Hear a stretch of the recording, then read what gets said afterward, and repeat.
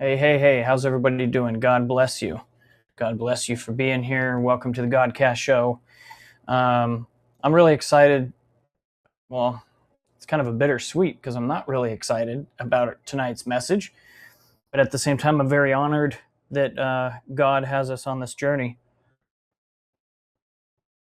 And what I mean by that is you'll see that the title of this show tonight is These Little Ones. The reason I'm titling it that is because we're going to talk about children, and we're going to talk about the issues that we have in our community, unfortunately, that need to be eradicated. They need to be completely resolved.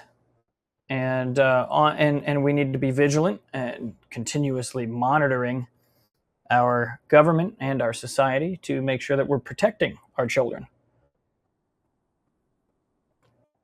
Now, there's a lot of areas that pertain to protecting our children. Specifically, what I'm talking about, though, is government and the services that we put into place, i.e. CPS, family court, the procedures thereof, federal funding. All of these things are playing a huge role in, really sad, destroying families and unnecessarily displacing and separate and dismantling families. So the reason this matters, it's been a problem for a while, but it is now becoming such a problem that there are outcries all over the country, which this comes with the country waking up, thankfully. They are waking up in a big way, and that's what we like to see. And it's revealing everything that's going on. And that's actually starting a lot of change here in Idaho. And I believe there's actually quite a bit of change going on in other states as well. And this is very important because I want to be connecting with people during this stream specifically. If you have stories about CPS, about family court, you know somebody, or you were involved, or you had an active case, please share it in the chat. I'm putting in the chat right now because I want to make sure that people know we are doing something about it here in Idaho. And there's not only legislation that's going into place right now, which I'm going to be sharing a little bit about that with you guys here soon, but we're also we are creating a documentary, my production company, and plus we're working with outreach programs and activists and nonprofits. One particular nonprofit so far, but there's others that I believe are most likely going to be involved in one shape or another. This documentary will educate people on the vast corruption that is going on. And this is financial. Like I said, this is procedural. And this is also, there's challenges now that are being introduced on the constitutionality of these things that they do. They neglect people or deprive people of their due process while they're destroying the family. And we're not tolerating it, and it has to stop. So with that in mind, I kind of wanted to talk about some scriptures real quick before I share some videos with you and some talking points. Reason being is because the Bible is very clear about this, that not only do we have to protect children ourselves, but we also have to stop those who are harming them, right? And that, of course, that involves protection. But what I mean is sometimes I feel like it's easier to look the other way. It might be like, people kind of want to keep their head down or what have you. But once you know of a thing and there's a problem going on, we can't look the other way. We can't ignore it. That would be making us complicit to it. And, we're basically allowing it to happen, and that is a no bueno, as we all know. Now, obviously we have to check in with the Lord. We have to be called to do certain things because there's inherent risk to fighting Goliath. And I'm sure you know that, all of you out there, freedom fighters and Christians, and all of you who have been fighting the good fight the last, 5 or more years, maybe longer. If you're older than me, you've been aware of the corruption for a long time. I want to share a couple scriptures as to our responsibility to take to watching over these things. So let's see if I can do this here. I want to shout out to you guys on Clapper. Amazing. I'm always thankful to be on here because Clapper has been a nice other platform for us to go to since TikTok did not like our messages, apparently. Some reason they wanted to throw us off. Shout out to you guys on Rumble. Certainly appreciate you, as always. And also you guys on X. Quite possibly the biggest platform for news in the world now. I think it is, actually, but Rumble is definitely climbing as well. So check this out. Let's see. I've got one already pulled up here. See how easily I can pull this in. Hopefully it works pretty well for me here.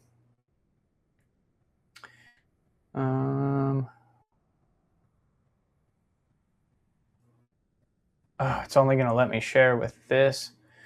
Okay, that's fine. Well, actually, we might be able to do this. Let's go ahead and do this here. See if I can do it for you guys. And you guys over on Clapper, I got it pulled up here for you.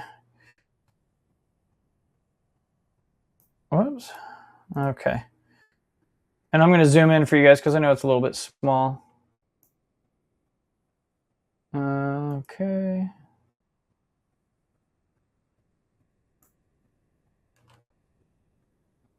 All right. So we got Matthew 18 starting. Okay. Oh. Okay. It's not going to play nice for you guys on Rumble here. Here, let me fix it for you. There we go. All right. So Matthew 18. And see how this works. Might be a little bit small for you guys on Clapper, but just bear with me. I'm going to zoom in as much as I possibly can for you so you can read this along with me. So, and specifically, I'm going to go to 5 through 7 here, okay? Now, you guys have probably heard this one before, but it's important to look at. And whoso shall receive one such little child in my name receiveth me. But whoso shall offend one of these little ones which believe in me, it were better for him that a millstone were hanged around his neck, and that he were drowned in the depth of the sea. And this, like, what? You don't even really have to explain that one. It's pretty straightforward, right?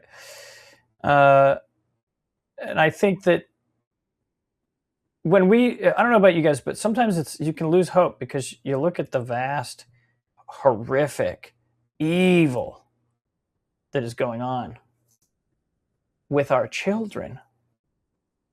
Like, what? It could be easy to lose hope, but the Lord is not letting them get away with anything, not even a tiny bit. And this clearly tells us right here. Now, I know it's paradoxical in nature because there is no evil, no darkness in God whatsoever. He has no shadow of turning. Yet, in this world, for some reason, these things are being allowed. But it's the paradoxical illusion, right? And the one way, I guess, if I were to try to understand it in this moment with you, it is that we are a soul, not a body. So perhaps that is the one way we can have some hope in this, that even the children, sadly, yes, they're going through something they absolutely do not deserve. And just to give a little bit more elaboration here, I'm going to highlight this too. Any of you guys jumping in, you're going to see what we're talking about here, okay? If you don't know this, like CPS, okay, they've been making up all these crazy nanny state garbage arguments as to, and I'm going to switch you guys back here. I know that it's probably kind of small for you guys on Clapper, but they've been making all these garbage arguments as far as medical reasons they should be taking kids away from parents. They want to have their freedom of health. They want to choose to practice whatever they want to in their home regarding healing, regarding lifestyle, medicine, and then also, so if you were to question a doctor's knowledge, they're destroying families over that. That you want to get a second opinion, they can destroy your family. You don't want the vaccine of any kind, they'll destroy your family. If you don't believe that your child it's a problem that he's 5 pounds underweight, which is ridiculous that we even have to talk about that, they'll destroy your family. They'll pull you apart. They'll separate you. They'll put them in a shelter. They call it shelter placement. That could be up to like 2 years that you haven't seen your kid while they figure out if you're a good parent or not. That's the type of stuff I'm talking about. This disgusting thing that's happening to families all over the country and has been for a while. Finally, praise God, it's becoming a big story. Like big. I didn't realize how big of a story it was until I started going through these groups. There were a couple things that came to my attention. Oh, hang on here. A couple of things that came to my attention while this was all happening. I was invited to a couple events. I went and filmed these events, and next thing you know, I'm just hearing all these facts, and then I start digging into the groups that exist on social media. And I was blown away at the outcries that are happening. And I mean, shoot, there's one group, and it's got a very, very verbatim name. It says Stop CPS from Legally Kidnapping Kids. That's the name of the group. There's like nearly 60,000 members in that group alone. And then there's all these other smaller ones that are, 5,000 here, 10,000 here. So you can imagine, this is a huge problem in our country, and people are starting to speak out. And apparently, I didn't even realize this. We still got to get footage of this because I want to showcase this and bring more awareness to the fact that people were even doing marches around family courts. And I guess they did a big thing in DC about it too. So Trump's got to be aware of it by now, and the administration. So this is a big deal. This is not going away. And the reason I want to talk about it is because A, if it's happening to you, please share your story in the comments. You can share them in the chat too, but I want them to be permanent because we may just be reaching out to you. We're working on a documentary right now. And this documentary is turning out to be really, really, I'm believing that the Holy Spirit and God's hand is on it because we're getting some amazing feedback and amazing people coming forward. We've got lots of credibility and authoritative voices that are going to be going along with these stories, and in people's heartfelt experiences that reveal the corruption and also reveal. Because the other problem is, guys, is that even when these families are released, let's say, all cases dismissed and people are brought back together, so many of these instances are completely unnecessary and they create lifelong trauma. And I'll say lifelong because if you've ever been wronged by our government, it's not like a friend or a family member where you can go and reconcile with them and you rebuild that relationship. And then, okay, now you've actually fully healed. You feel like you could probably take another hit from them and it wouldn't be a whole scar all over again. You would actually recover, right? How do you recover from a faceless, non-human, fictitious entity, some agency that has violated you? Multiple agencies too. So the aim of this is to make sure that there is absolutely no confusion about whether or not the cost of that unnecessary trauma way outweighs them thinking that they can arbitrarily just follow certain steps or gloss over this or that, or let their team of people just decide for the family, because that's unacceptable. It's destroying. I mean, when you hear some of these people, these parents and these kids, it's heartbreaking. And so we're going to do something about it. Not only here in Idaho do we have legislation that's going into place, wonderful people are putting through bills, which by a miracle from God, they could go through, and they will be implementing all sorts of definitions, punishments, and guardrails to these family child protective services and family court operations. Plus, it will be exposing the financial corruption as well, because as usual, follow the money. It's like a broken record. Follow the money, and we start to see why these things are happening. It's like you think humans could be a little bit more in depth, but all it takes is greed for some of these people. And it's just crazy. So that's where we're at. Wanted to give that update. And let's go to another scripture here, if we may. I'm going to punch in. Oh, I just want to kind of, saturate a little bit in these scriptures here as I talk to you guys about the importance of this, because I think it is that important. It really is.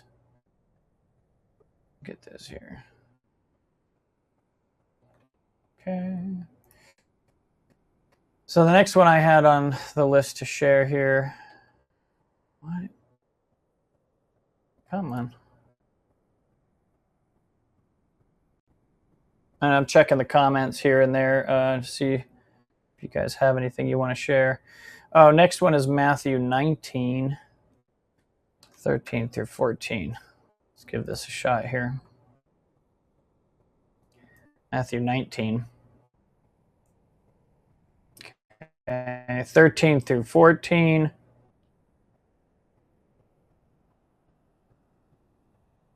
Jesus blesses the children. Okay. And so then were there brought unto him little children, that he should put his hands on them and pray. And the disciples rebuked them. But Jesus said, Suffer little children, and forbid them not to come unto me. For of such is the kingdom of heaven. And he laid his hands on them and departed thence. That one's a little bit more interesting.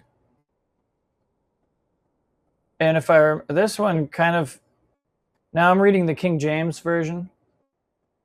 This one might be similar to a different one, or it's just a different wording of what I've heard before, because I have heard also, well, actually now I'm quite certain this is just a different one. I probably have the other one in here talking about how we need to have faith like a child.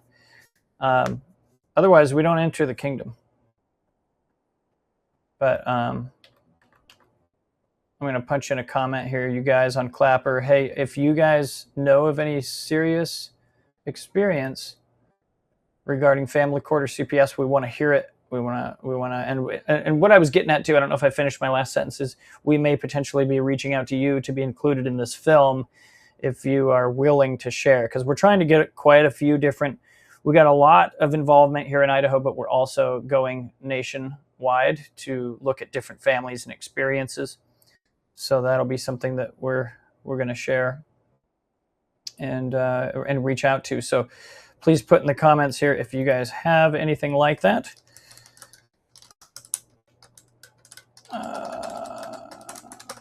Just making sure that I get that comment over there to them. Okay. So let's do another scripture here.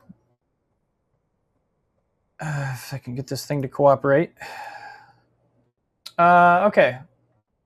We were doing Matthew. Now let's jump over to Mark 9. Okay. Mark 9. I think it was 47. Nope, 42. Mark 9:42.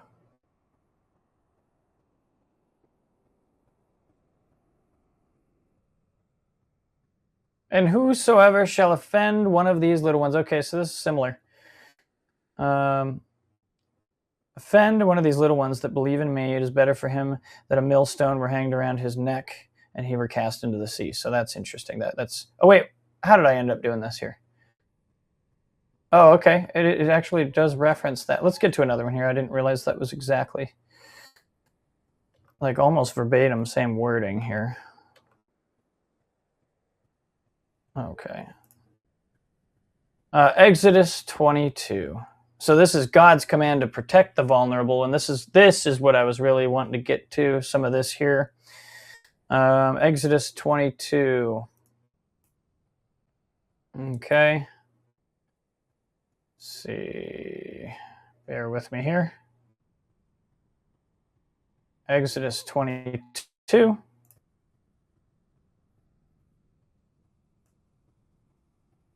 And we're actually going to verse 22 through 22 through 24.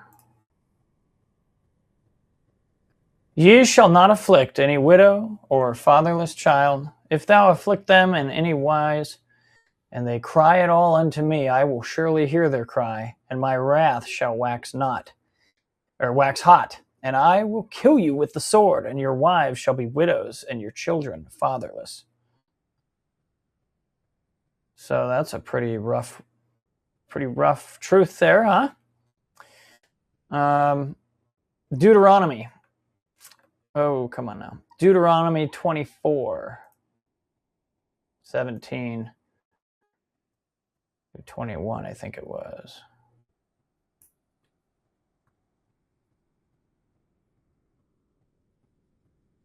If you guys have good scriptures too, please include them.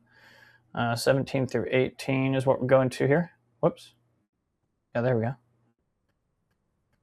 17 through 18.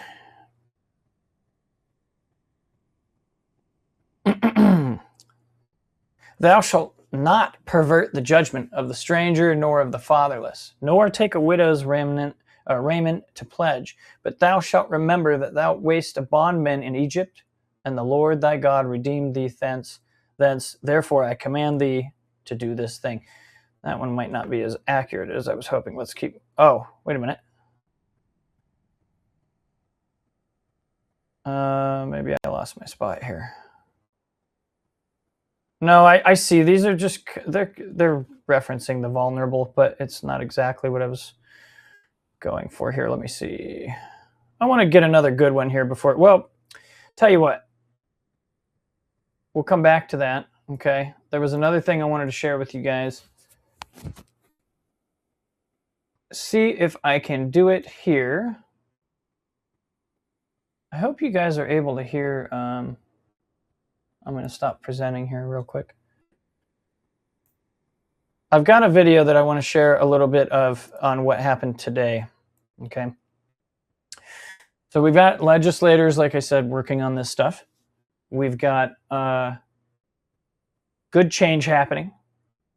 People like myself and many others who are taking action and exposing this corruption, making sure that we're on top of the ball here, right? And we're using our gifts from the Lord to actually get something done. Because at the end of the day, these problems are so big, it may feel like we can't do anything, but we really can. It's one step at a time from all of us. And one of the things God showed me was that it's an orchestration that He is in control of, and He is administering using us. So it may look big and it may look like we're not able to do anything, but we really are if we all just keep our heads down, work from where our gifts are, and it actually does process. It actually does lead to the orchestration that God already has in mind. So with that said, I've been able to witness some of the events, some of the different things, and we had one of our legislators, not sure if you're familiar with him, Mr. Kaler, Lucas Kaler, did an excellent speech today at one of our local Christian churches. And it's really refreshing to see that our churches are bringing people like this in, to hear from them and to hear the bills that we're putting out, hear the legislation and the changes and the reform that we are aiming to do with our government and with these agencies and with their funding. That's an amazing thing to have happen here. So here's what I'm going to try to do.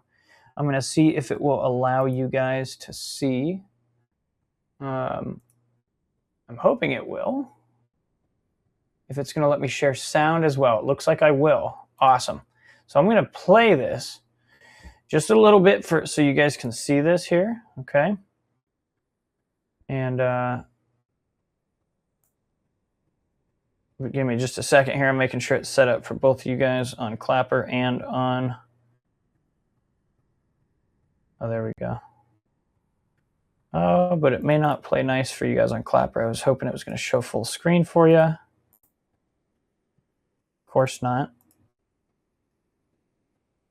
Well, let me try again here for you.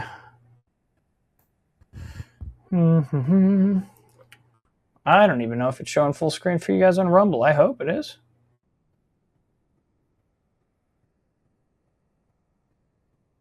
Yeah, it looks like it should be. Should be.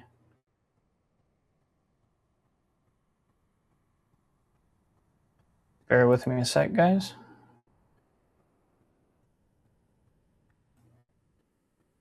Well, okay, maybe we can do it like this.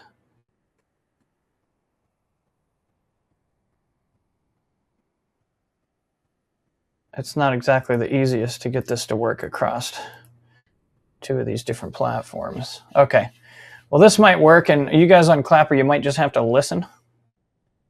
So we'll just roll this here. Privacy, I'll call her Rebecca. Her daughter apparently has some physical limitations, and she has, as the doctors describe it, a knot at the top of her spine on her neck. Rebecca has had a lot of time spent with specialists, hoping to help and to cure and to do whatever they can to heal their daughter. The specialist said that he did not recommend surgery just yet. He said it was not immediately needed. Also, there was a chance that there was a 50-50 chance she wouldn't be able to walk again after the surgery was done. So the mom didn't do the surgery. Well, once again, St. Luke's, they get involved. They disagree with the daughter's specialist. And as we're starting to see the recurring theme here, Child Protective Services was called and involved, and this young girl was removed from her parents' custody under an imminent harm and danger order. So the child was taken away. Now, if this was really imminent harm and danger and the mother was neglecting her child's care, you would think the surgery would have been done probably immediately, right? Let's hope. It took 5 months before the surgery was finally scheduled and done on this girl. So where was the imminent harm and where was the imminent danger? I don't know. As sad as this story is, I don't believe that the daughter has been reunified with her parents yet, although they are currently working through that process. So I don't want to give the wrong impression here. I don't want you to leave this morning, leave this church with the idea that Child Protective Services does 100% everything bad and does 0% everything good. I actually don't know what the percentage is of how they help and how they harm, right? We look at the baby, the infant rather, that was just found dead here in Nampa a couple weeks ago, back in the early part of December. Child Protective Services have been called on that family over and over again. The 4 older children that belonged to those parents had already been confiscated and taken away.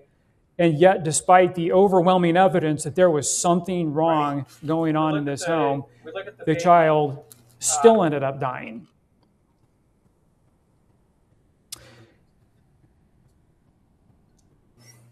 So what I want to do next is to give the understanding that there are legitimate cases of abuse and neglect that happen in this state. There are kids who are, by no will of their own, forced to live in homes where there's alcohol and drug abuse. They live with physical abuse and other types of abuse. I think there's some young ears in here who are trying to be careful with my words, but you get the idea.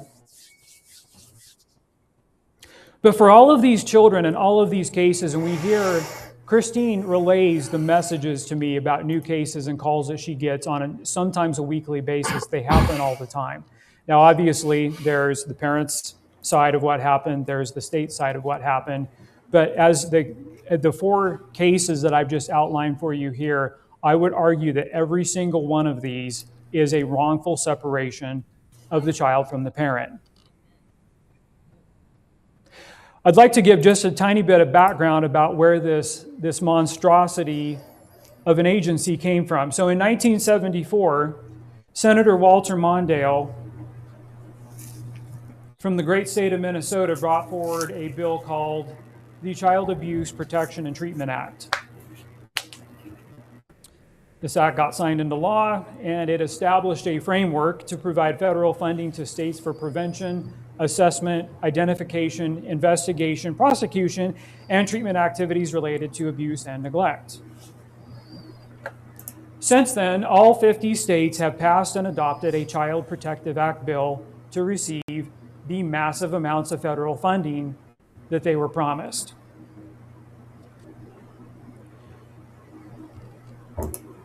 To give you a little bit of an idea about the kind of money that the parents in the state of Idaho and the parents across the United States are up against, a congressional report from 2022 showed that $34.3 billion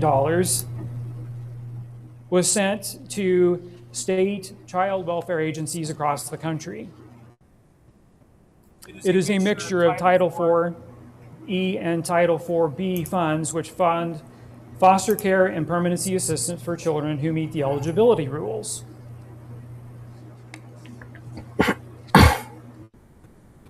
Let's take a little bit closer of a look at home. So in the last legislative session, here in 2025, the state legislature approved Senate Bills 1108 and 1208 to fund a total of $136 million, which is a combination of state and federal funds, to fund the Youth Safety and Permanency Program.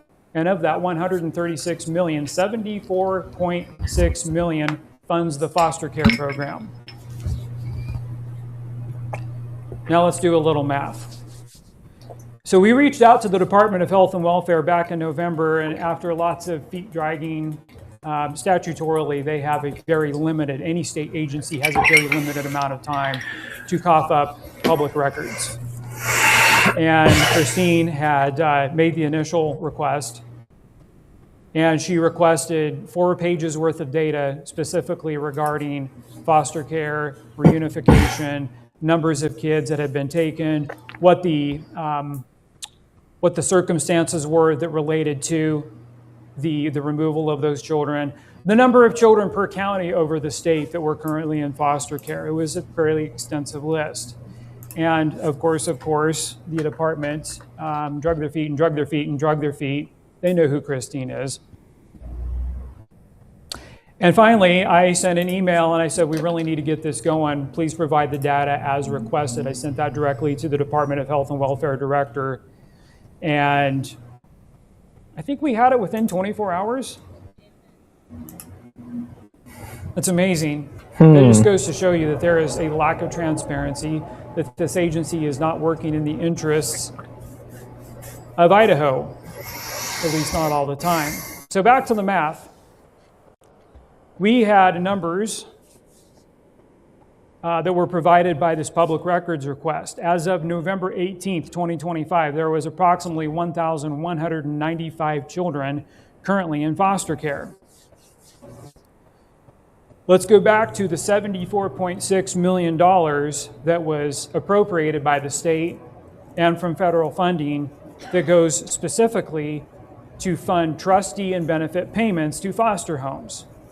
If we take that $74.6 million and we divide 1,195 children into it, we're left with a figure that suggests something kind of weird here, but that comes out to approximately $62,400 per child per year that is being spent on foster care. This is approximately 2/3 of the median income for an entire Idaho house in 2025. Now, I can't sit here and factually state that all $62,000 of that money is going directly to the foster home. In fact, I don't believe that's the case. What I would like to know, and what we're currently working to try to figure out, is where does all that extra money go?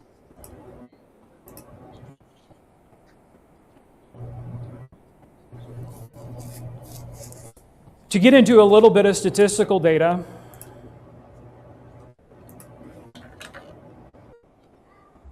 the Department of Health and Welfare gave us a number sheet earlier last spring, just to provide you with kind of an overview of how big and pervasive Child Protective Services is.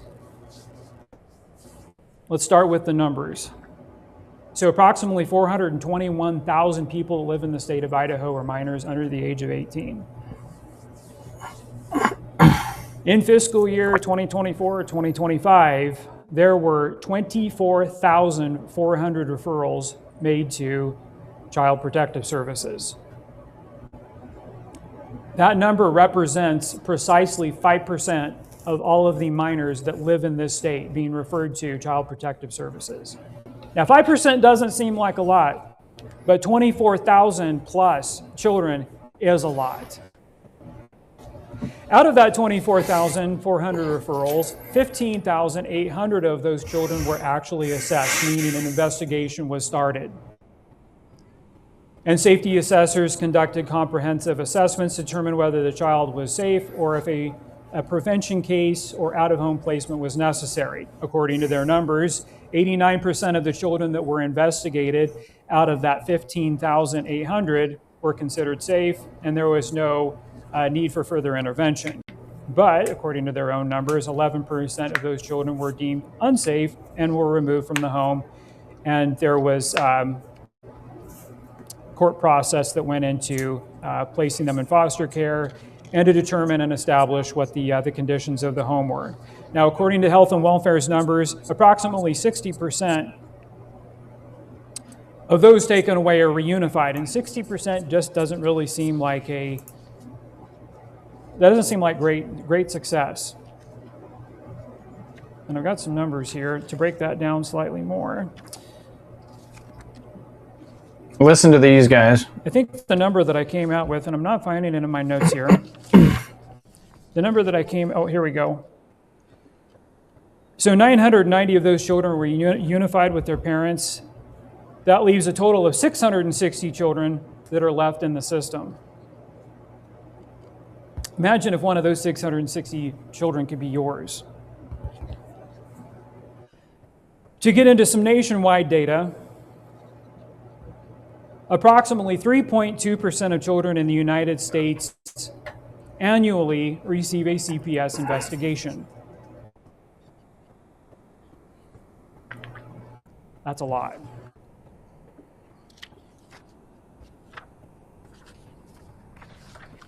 What did he say, 3.2%? Coming back a little closer to home once again, the Department of Health and Welfare has been working on an initiative to... I just want to hear that one more time. That's a lot. Only 3.2% of children in the United States annually receive a CPS investigation. That's a lot.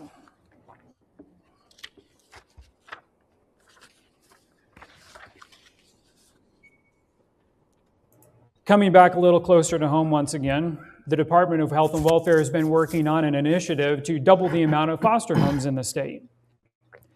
Now, I would really like to know, and it begs the question, is this move to double foster care homes altruistic in nature?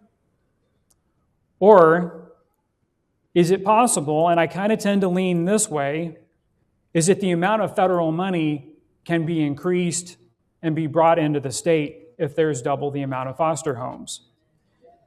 So if you remember that $136 million we were talking about, could that number potentially double? Maybe, I don't know. I'm curious to see what the appropriation bills for Department of Health and Human Services look like as they come forward this session. But I just want to make a small clarification that the funding of these two bills, Senate Bill 1108 and 1208, when they came before the House for a vote this last session, myself and the caucus members that I caucus with, also informally known as the Gang of Eight, we all voted against this appropriation just because of the sheer size of the ask that the department was bringing for money. To give you a little bit of context, the Department of Health and Welfare has the largest singular budget out of any agency in the state. Their budget consumes over 42% of the entire state budget. Wow. And it only grows year upon year. That tells you all you need to know. And so as a fiscal conservative, and I would argue as I'm one of the most fiscally conservative members of the legislature, at least on the House side, I have to go back to the idea, the fundamental principle that this is all funded by taxpayer money. This is money that is coming out of your pockets. The simple fact that we are forced through law and the threat of fine or imprisonment to hand over money to the government to take our kids away is absolutely unconscionable. And as a legislator, I am not going to be voting for something that is doing absolutely destructive and horrible damage to our families.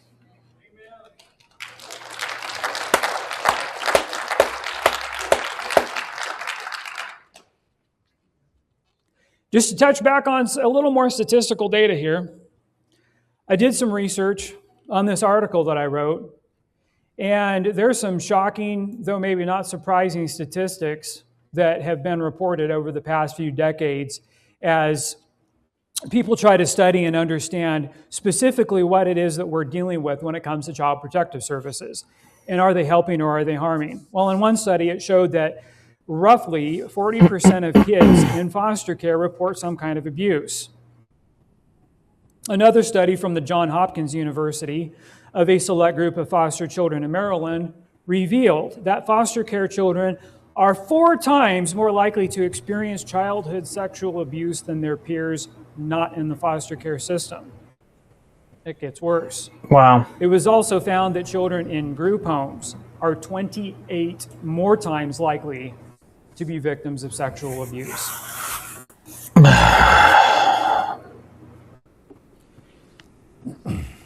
So here in the United States, we have operated under the legal precedent of due process in which a person is presumed innocent until proven guilty. Okay, real quick. But when it comes to family and CPS courts, that presumption... Real quick here, guys. This is where it gets insane, okay? When he talks about due process here, this is a big deal. And hopefully you see what I'm talking about. This is one of the big reasons this needs to change, because they get around, it's just disgusting. I'm not going to say anymore. They scamper around the law in order to destroy families. Assumption does not appear to apply. A call is made by a mandatory reporter to a medical office or hospital and to CPS, and without having to provide evidence, a child can be taken away for seemingly common issues such as runny nose or diaper rash. And in a couple of the stories that I cited earlier, a child being a few pounds underweight. Again, this is unconscionable. So let's fast forward to what we are working hard and diligently doing to address this situation. As I mentioned, Christine had drafted a total of 4 bills that would start making some statutory reform. The big one, the chief one amongst those, would be medical kidnapping. Kidnapping is currently defined in Idaho statute, but medical kidnapping is not, so we're going to fix that. So let me give you a definition of what constitutes medical kidnapping.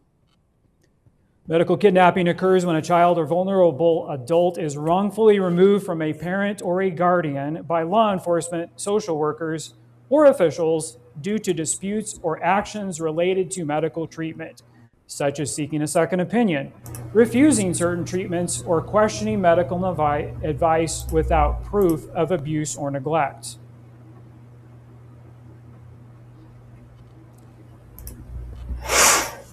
If by a miracle we can get these bills introduced into the Health and Welfare Committee, and I am the sponsor of those bills, and we actually get a majority vote to get that legislation heard, to be brought back for a second hearing, which is my prayer and my hope, that is when we will be able to get the public testimony of as many parents as we can find who have been shredded through this machine called Child Protective Services.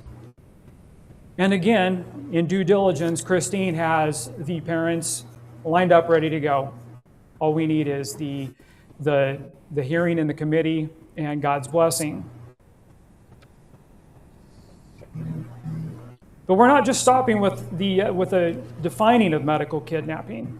If we can get this legislation pushed through, and we have hopefully a veto-proof majority, because I'm sure the governor is going to come out swinging, as is all of the medical system lobbyists and likely the police union as well. If this bill and this legislation that we're bringing gets signed into law, it will then give the parent a cause of action. A cause of action, more rudimentarily defined, gives you, the parent, the ability to go and to sue Child Protective Services, the person that made the report in the first place, the medical professional, the school teacher, or whoever called and made a false report against you, saying that you were medically abusing or neglecting your child.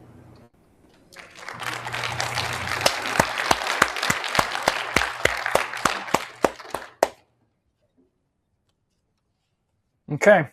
But we're not just stopping with the medical kidnapping bill. Oh, we'll let this go a little bit further. We're also going to be bringing some statutory reforms to child protection central registry procedures. Now, what I would like for everybody to know, if you're called, or I'm sorry, if there is a call that has been placed upon you because someone thinks that you're medically neglecting your child, CPS is going to put you into a registry without your knowledge, even though you haven't been convicted or even charged with anything yet. You already go on to a registry. With this bill, the legislature will find that the current registry procedures may infringe on constitutional due process rights under the 5th and 14th Amendments of the Constitution. Now, how this affects you, if you get wrapped up in this under these false charges, well, even if they are true, you shouldn't be punished for something until you've been charged and convicted, because that is the legal standard that we live under. This registry, even though your data is supposed to be secured, outside third parties can request the data. People that are trying to do a background check on you for employment, for example.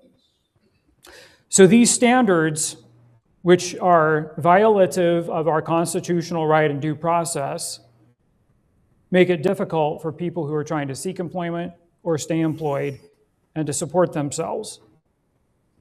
We want to change that. With the exception of level 1 offenders, which are like the worst of the worst, where there's actual known and documented instances of abuse and violence and drug and alcoholism, for example, a person who does get convicted, level 2 or lower, they can go on the registry but they can stay on there only for a maximum of 10 years, and then it will be the responsibility of the caseworker who's working that case to remove you. A hearing has to be conducted within 45 days of this procedure going down. If a call is made to CPS, you have to be notified as the alleged perpetrator within 45 days that the hearing has been done and that you were going to be added to the registry. No more sneaky, without your knowledge, being added to the protective registry.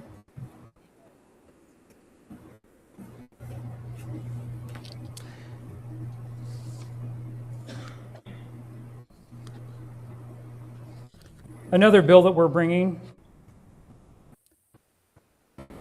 is a social worker training bill. As everybody knows, social workers are the ground soldiers of CPS.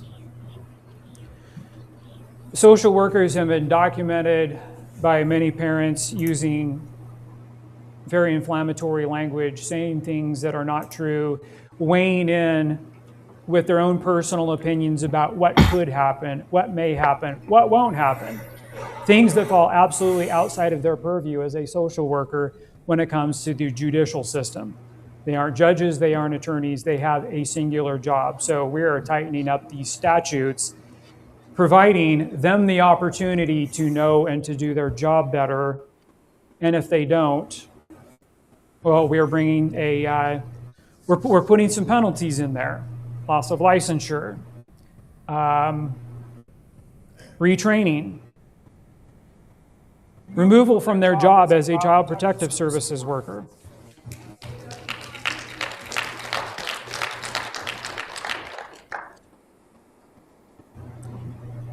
One of the issues that keeps being dealt with here, unfortunately, and we are seeing the numbers rise across our nation, is the rise in rates of autism. Approximately 1 in 20 children is diagnosed with autism. Okay, and we'll stop there because I think you get the gist. He's about to go into talking about how there's misinterpretations with children who have autism and different complications like that. And yeah, I've talked to several family members, just myself, about parents who have kids with autism, and it's just insane that they're being accused of, blamed for the kid who, he bumps his own head, or she doesn't look like she's very socially receiving social cues and things like that. So then they misinterpret that as some sort of, emotional abuse in the home, or because they're introverted, that there's some sort of problem that the parent has created, which is completely wrong. It's completely false. And these are the types of things we're dealing with. So, but as you can see, there's some real action happening here. I believe this is going to be a duplicatable process. People are going to start seeing that going and pushing forth bills and insisting that this change, and insisting that we take a closer look. You guys know, this whole Doge thing, we got to start seeing our own local Doge, our own audits of the financial system that are happening. Because can you believe that? 42% of our budget is child protective services. Are you freaking kidding me? No, we did not ask for a nanny state. No, we did not ever ask you to come and make sure that our boys that are playing in the yard, if they've got one too many scrapes or not on their knees. Are you freaking kidding me? How did we allow this nanny state to happen? Well, I don't know. I really don't know how this occurred, other than the fact that obvious dereliction of our duty to be superintendent of this country, because that's what we're supposed to be doing. And when the cat is not there, it is very obvious that these mice decided to play with our money, play with the power, and now these sick people And I'm not saying all of the workers, but whatever controllers there are, they're the ones that want to traffic the children. They're the ones that want a broken family. They want a broken country so that they can control. It's easier to control broken people. And yes, those of us who are believers in Christ, we know we're all broken. But I'm talking about really messing people up. Unnecessary pain and trauma. Things that are not called for, yet the Lord turns for good. That which was intended for evil is turned for good, as we know. But it is just sickening, is it not? To see this. To see that this much havoc can be wreaked on our families by an agency that we pay. We hire these people to protect the children who are in real danger. Like they're having cigarettes put out on their skin. They're having alcoholics beat them. They're having, nothing to eat, and there's meth pipes in the house. That's what we hired them for. Parents who are not fit. But that is a very, very narrow area of the population and very specific definition of what conditions must be met. I don't understand this. It's crazy. But anyway, I hope that gives you a little hope, though, that we're doing something here. And wherever you guys are located, I know for a fact that the Lord is with you and that things can be done there as well.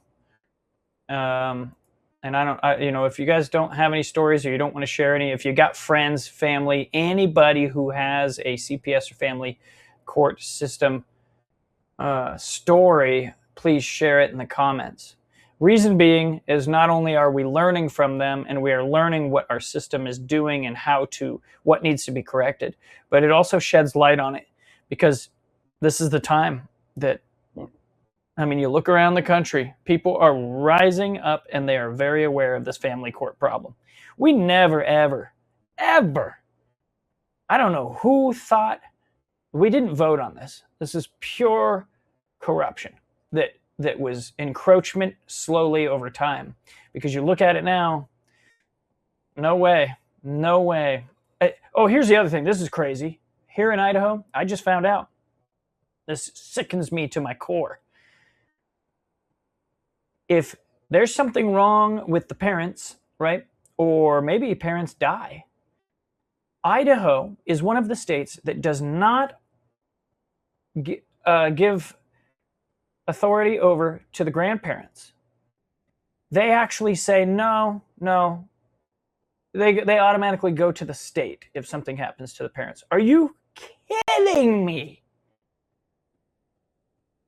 What in the world gives these people this idea that they have authority over a family in this manner? I am seriously disgusted to even learn of such a thing. It's not their freaking job at all. It's not even close to what they're supposed to be doing. And yet we're paying them 42% of the budget, apparently, something to that effect, to just trounce around as if they're like the big head honcho of every household. I am sick and tired of this. I hope you guys are too. I'm going to share another heavy note, but only because it's supposed to give you hope about the documentary that we're working on regarding the CPS and family court corruption fiasco. We had the other issue that is near and dear to me is, and you heard the stats he was saying. We're talking sexual abuse. How big do you think the increase is in the susceptibility of a child becoming an addict in foster care or who's been traumatized by the CPS and family court system? Your guess is probably just like mine. It is way higher. And what happens when they become addicts and they don't know what to do in society? And how likely are they going to die or go to prison because of this?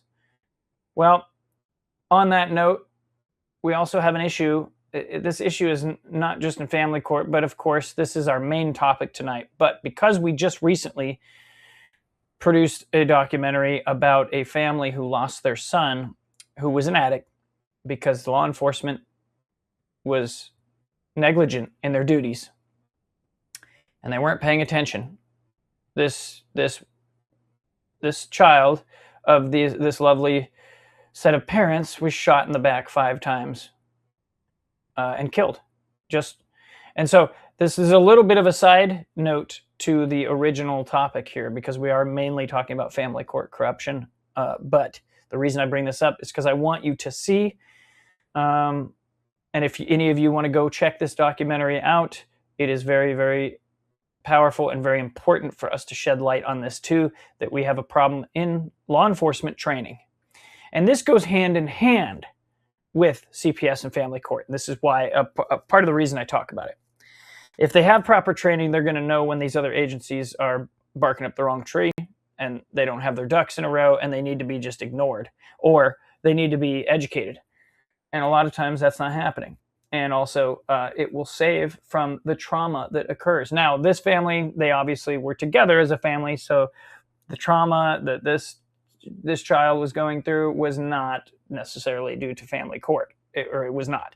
But I'm sharing this as a reference of another issue that's sort of a facet to our agencies, and mainly just to inspire you to know that when this next documentary comes out, we mean business, we're doing serious work, and we're doing high quality work, and we want it to have an effect. So I wanted to show you the trailer of, this is called A Cry for Help. And that was the documentary we made for this cause. So that way it can give you some insights as to the quality and how it's going to be for the documentary coming up. By the way, the name we believe we've settled on for this one, let me just pull it up here and make sure I'm saying it correctly. If I can do it. Is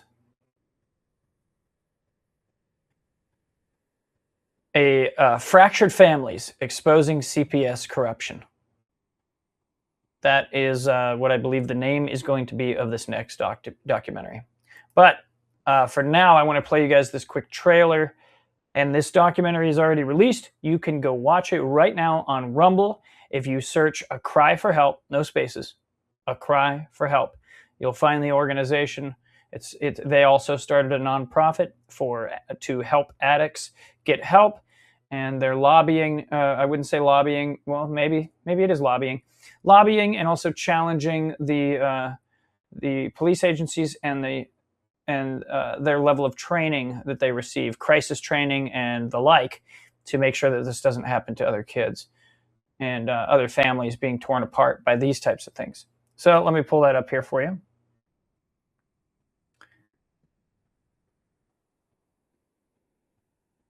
One second.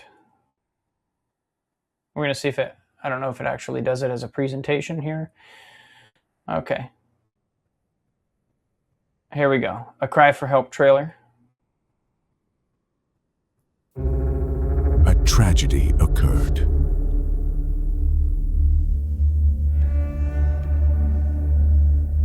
In Star, Idaho, the 15th of June, 2022.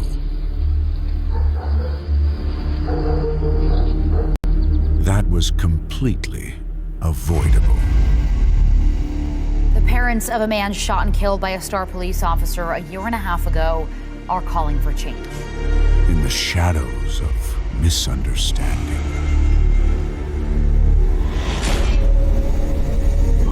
A culture clings to old ways.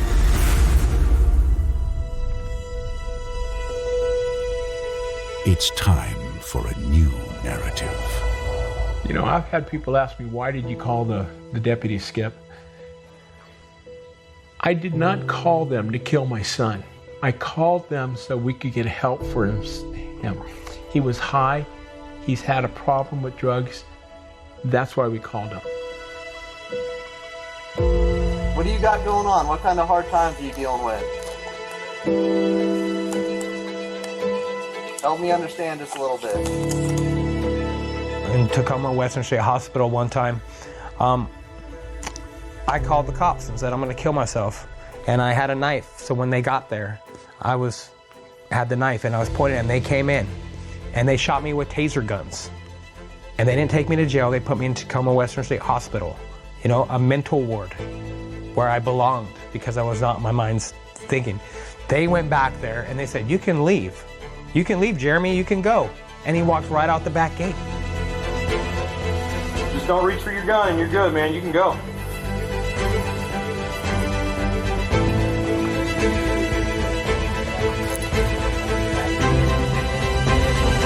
Whether a shooting is justified or not. You could tell that he was under the influence, and he said he was under the influence, that he had used fentanyl. He was in possession of a knife. They could have stopped the whole position right there and gone ahead and arrested him for his confession of being under the influence of a narcotic drug. If it never should have happened.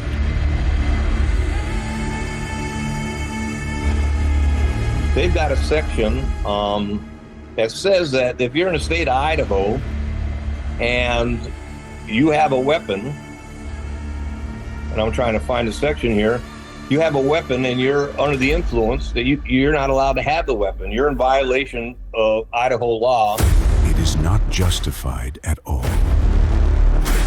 A deputy's perception, as the video tells us, the video produced by the sheriff's office tells us, if their perception is that Jeremy is disoriented and intoxicated, now you marry that observation with the statement of Jeremy that he has a gun. If you marry those together, that is a violation of this code, Idaho Code 183302B.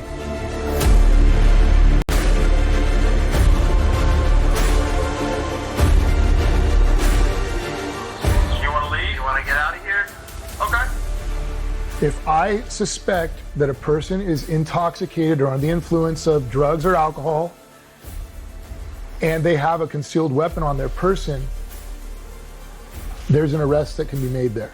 So, and it's by the penal code saying, I shall. I don't get to make the laws. And nor do the police officers that are working in this area either. They're there to enforce them. Horrific for our family to be going through that hole. My son will never be filled. And there's nothing, no amount of money that's ever gonna bring him back. A lawsuit, you get money out of that, but money isn't what we're looking for. We don't want this to happen to another family, to another father, son, daughter. And we'd like your support.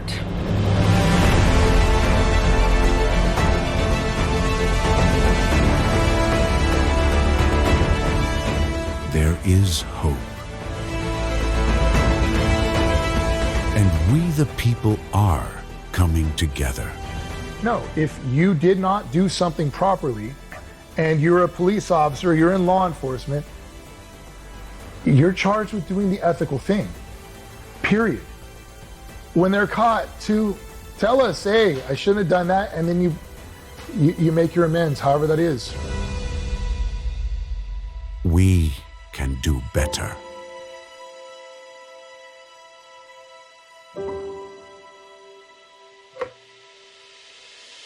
Watch now.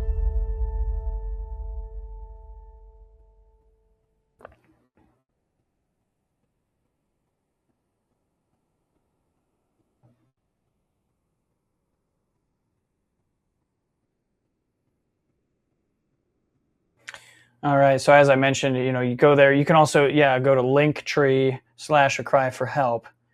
Let me turn you guys back on here. Yeah, you can go to Linktree/A-Cry-for-Help to learn all about what's happened with them, their cause. You can see the press release, the lawsuit that they've got underway, different police or news reports, different outreach program. You can learn about the nonprofit. You can watch the film there. But if you're just part of Rumble and you just want to search simply, just type in "A Cry for Help," no spaces. You'll see it with that same colorful red, white, and blue icon there. And now, I know this has been kind of a heavy episode, and I appreciate you guys bearing with me because this is very important. It's it's a troubling thing here. But it's important we got to protect our kids. We got to, on that note, I'm not going to switch screens. I'm just going to read one more scripture to leave it off here. And I do have one positive thing to leave with you guys. Let's see. Okay, well, this one's a perfect one, right? Psalm 82, 3-4. Defend the weak and the fatherless. Uphold the cause of the poor and the oppressed. Rescue the weak and the needy. Deliver them from the hand of the wicked. A call to actively defend and rescue vulnerable children from harm. That's very, very strong there. And I just wanted to share that as well. Now, as an uplifting final note that I want to do for you guys, I don't know if you saw this before, if you've been following. We did have a local Christian artist who we just finished a music video with, and the message is very nice, and it's a beautiful landscape that we shot it in here in Idaho. I want to leave you guys with at least an uplifting, hopeful vibe and reverberation in your heart as you allow what I shared today to sink in. So that way it's not all doom and gloom, guys. We got to keep living. We got to keep our joy. As the Lord tells us, we can be of good cheer, for he has already overcome the world. And this music video is called Hi, It's Me. Really great local artist. Very neat perspectives that he has. And I think you'll like this. So check this out, and God bless you until next time.